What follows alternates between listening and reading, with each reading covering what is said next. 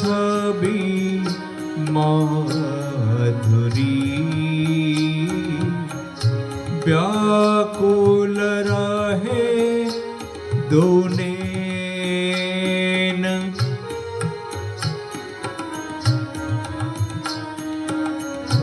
रोम रोम बढ़ी तृष्णा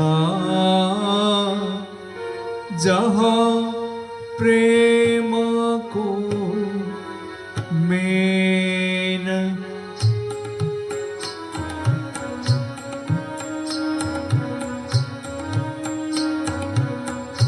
रोम रोम बढ़ी तृष्णा जहाँ प्रेम को मेन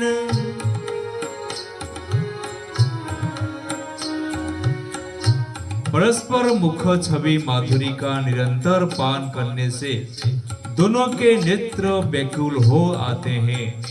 जहाँ प्रेम का काम जागृत रहता है वहाँ रोम रोम में तृष्णा बढ़ी रहती है।